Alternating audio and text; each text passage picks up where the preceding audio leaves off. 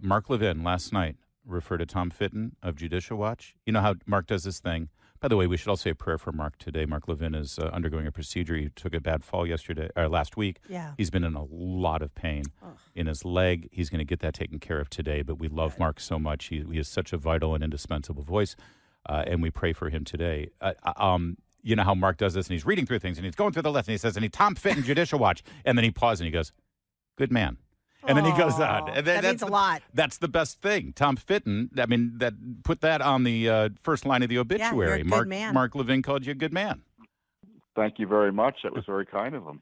He's a good man himself. He sure is. Listen, Tom, you've been asking for questions from, an hour after the assassination attempt of Donald Trump on July 13th. The report, we're still waiting for it, but some of the leaks about this report that we're going to get from the Joint Committee investigating the Secret Service and the events that led up to that assassination attempt showed that there has been a woeful lack of transparency. They continue to stonewall both Democrats and Republicans complaining about it in Congress. Can you shed a little light on this and tell us exactly what appears to be an attempt to hide information, if not cover up information? Yeah, there's going to be the results of an internal review. I'm not quite sure how broad or how expansive it is, but they've leaked it to the Washington Post. And the discussion is that they never told the locals to secure the roof, which, of course, they all lied about. They pretended the locals were supposed to do that initially, you may recall. Mm-hmm. They were, quote, slow, unquote, to provide increased protection to Trump, despite increased threats. That obviously hasn't been fixed yet. And the Secret Service, specifically on the ground, one of their people was warned of crooks. Who had been seen by the local police. Now, and obviously no one else in the Secret Service was told what their colleague knew. So just to kind of a catalog of failures up at at Butler, and when you mix that with the catalog of failures the other day on Sunday, we have an emergency. The emergency is the Secret Service is incapable of performing its core duty, which is to protect the former presidents and the former presidents and their families and other protectees. They can't do it. The proof is in the pudding, right?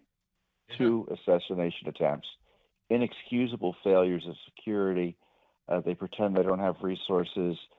To me, the analysis should be, what were the political decisions that were made to deny President Trump adequate security in light of the threats? Tom, that's the heart of it. Tom, what do you make of this leak? According to a writer, Carol Lonig, over at the Washington Post, she wrote that basically Donald Trump was shown by the Secret Service. Again, this was a leak to her from the Secret Service. They said that they showed Trump that photographers could shoot long-range pictures of him while he golfed at his Virginia club, and warned an assassin could kill him the same way. And then she goes on to say, but Trump insisted that his clubs were safe and kept playing, in essence blaming Trump for this latest assassination attempt. And what do you make of this leak coming from the Secret Service? Sounds like they're trying to sort of cover their tracks and cover other things, if you know what I mean. Yeah, the Washington Post had a similar story a few weeks ago where the Secret Service was blaming Trump for doing what citizens normally do, which is to go golf. Yeah. And the expectation is Trump only go to places that the Secret Service thinks aren't dangerous, as opposed to what should be the reality is that the Secret Service is supposed to protect him no matter where he goes. And he should be able to go golfing without fear of getting murdered when protected by a government agency that has over $3 billion in assets. Joe Biden goes. Joe Biden goes golfing all the time. Joe Biden lays on the beach. He lies on the beach as well. But Joe Biden lays on the beach all day long. In fact, that's all I see this guy doing is golfing and laying on the beach. And somehow they're capable of protecting him.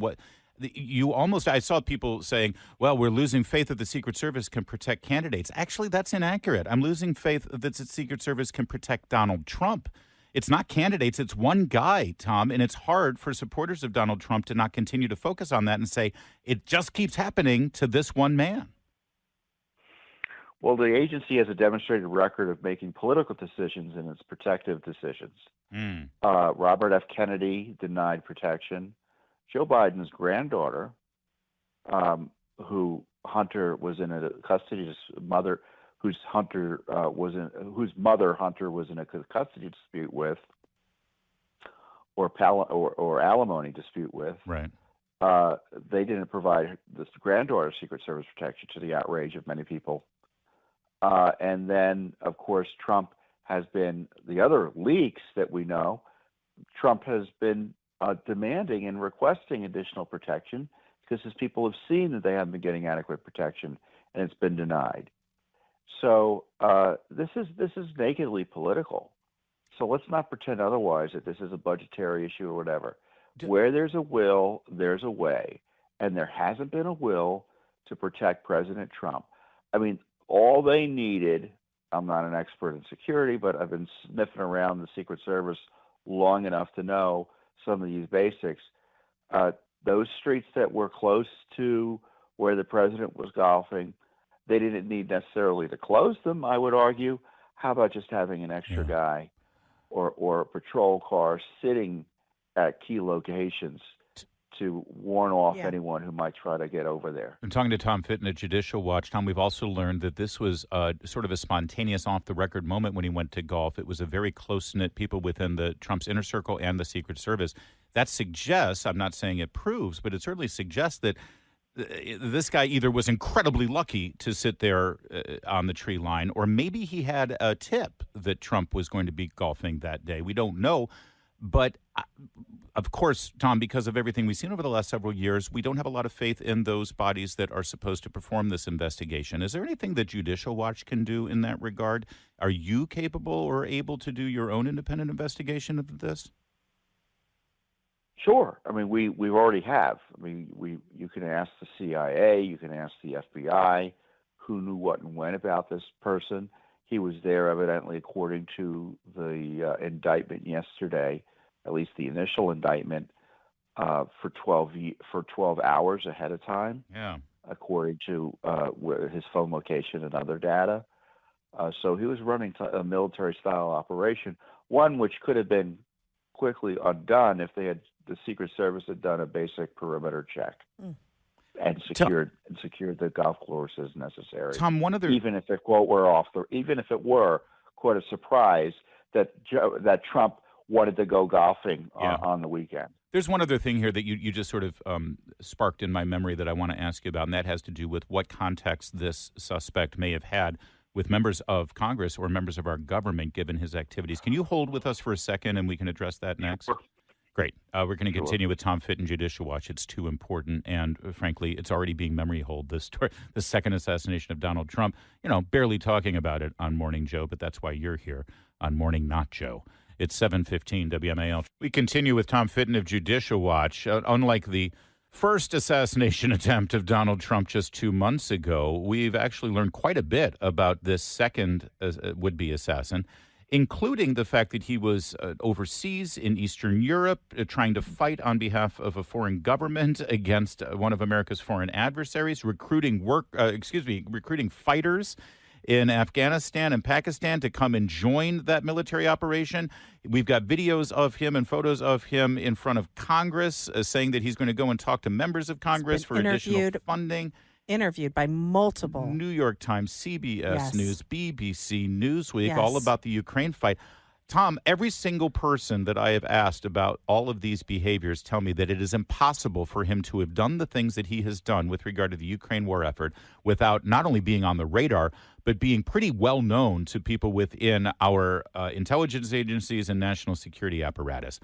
Why is that not completely transparent right now? And any contact that a would-be assassin to President Donald Trump, any contact made with anyone in the government, elected official, or people working in our government and military, that should be full disclosure as of yesterday. And further investigated. Yes. Tom, I mean... Yeah.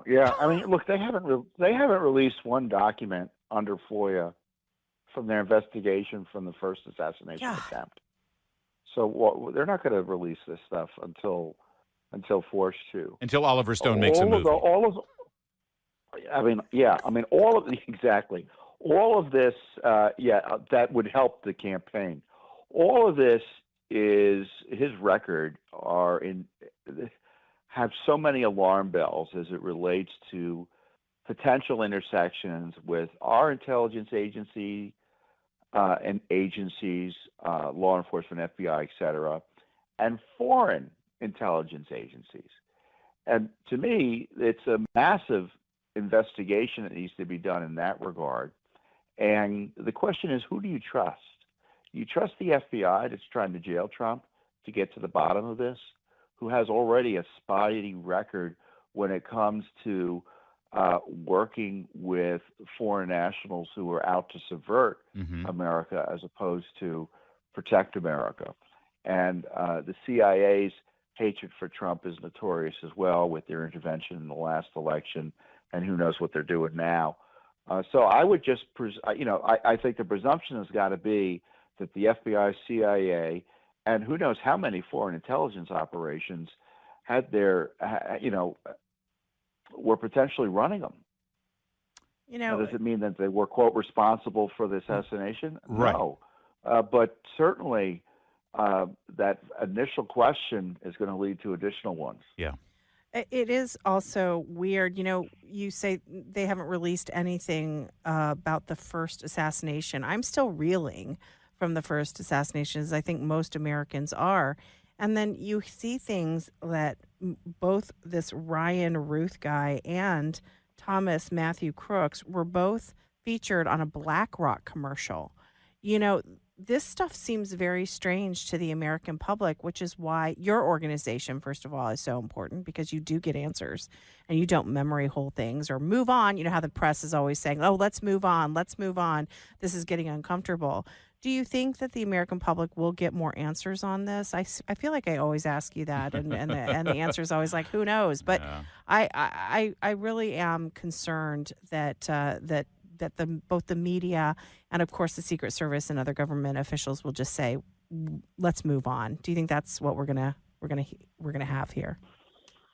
Yeah, and I think we are going to get answers. They're going to come in fits and starts, and they're not going to come before the election.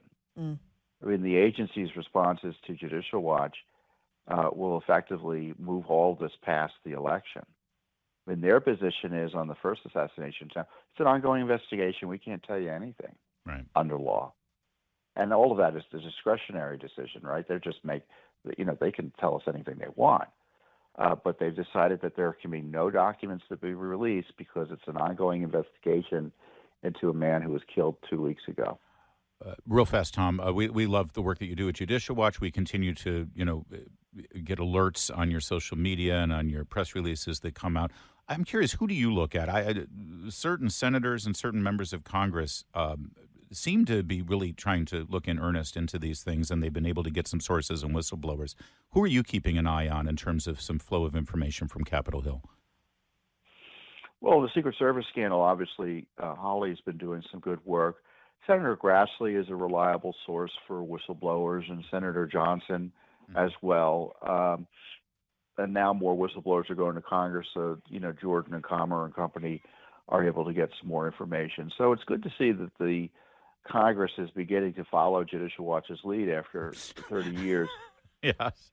Well, and doing the sort of basic oversight and trying to track down information just individually, too. It's not through the committees necessarily, but individually. As I always like to say, regardless of who has the gavel on Capitol Hill, Judicial Watch continues to be the real oversight in this town, and we appreciate all the work you do, Tom. Thank you.